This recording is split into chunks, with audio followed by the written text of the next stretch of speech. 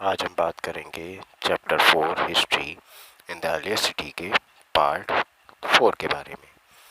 आज हम बात करेंगे उस समय का जो रोड का सिस्टम हुआ करता था वो किस तरीके का हुआ करता था और कैसी रोडें हुआ करती थी।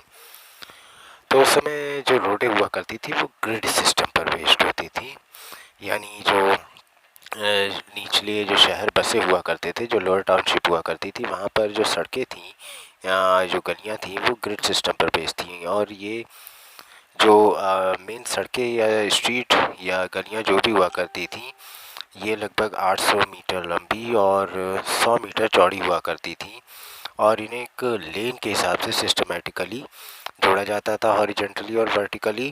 और जो रोड का जो ग्रिड सिस्टम था ये पूरे शहर में लगभग 12 छोटे छोटे ब्लॉकों में, एक जैसे ब्लॉकों में ही बटा हुआ करता था। आगे हम बात करते हैं एडवांस ड्रेनेज सिस्टम की, यानी उस समय के जो निकास है पानी की उसके बारे में।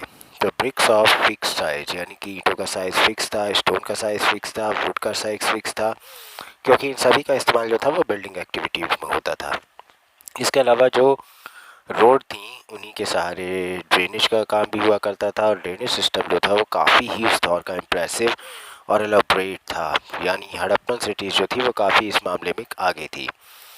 हर एक हाउस के आगे नाली हुआ करती थी, ड्रेनेज हुआ करता था, ड्रेन्स हुआ करती थी और जितना भी वेस्ट मटेरियल्स हुआ करता था वो उन सारी ड्रेन से निकल कर मेन ड्रेन में जाकर मिल जाता था।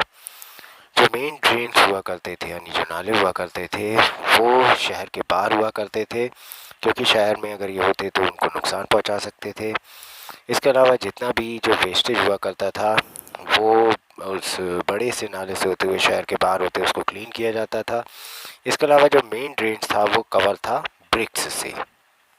अब अगर हम बात करें सिटी की लाइफ के बारे में तो रूलर्स कैसे रहते थे। जो हड़प्पा की शहर की जो लाइफ थी वो काफ़ी अच्छी थी, व्यवस्थित थी, सिस्टमैटिक थी और वहाँ के रूलर्स के द्वारा उनको गवर्न किया जाता था। वो कई तरीके के प्लान कंस्ट्रक्ट करते थे काम को करने के लिए वहाँ के राजा। इसके अलावा वो राजा जो हुआ करते थे वो लोगों को, ट्रेडर्स, व्यापारियों को, क्राफ्ट पर्सन यानी शिल्पकारों को ऑर्डर दिया करते थे प्रीशियस स्टोन, मेटल और जितना भी रॉ मटेरियल था दूसरी जगहों से लाने के लिए, और उनको कमोडिटीज़ को छूट टैक्स वगैरह में भी दिया करते थे। इसके अलावा अगर बात की जाए पैलेसेस की तो उनके पैलेसेस जो थे कहीं पे पाए नहीं गए हैं, बट स्टोन स्टैचू जो है वो पाए गए हैं खासतौर से मोहनजोदारो में।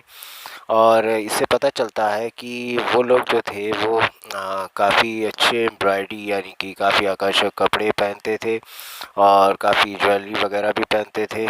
इसके अलावा हेड बैंड यानी सर पे कुछ बांधने वाला भी पहनते थे और जिससे पता चलता था कि वो एक राजा हैं, अथॉरिटी हैं। कुछ इतिहासकारों का ये मानना है कि राजा का स्टेटस एक प्राइस्ड किंग का था और जो उस समय के मर्चेंट और ट्रेडर थे उनकी अगर बात की जाए तो वो लोअर टाउनशिप में रहते थे और ग्रुप्स के रूप में रहते थे उन हड़प्पन संस्कृतीज़ में। आगे हम अगले पार्ट में इनके बारे में बात करेंगे। देन तब तक के लिए bye, have a nice day.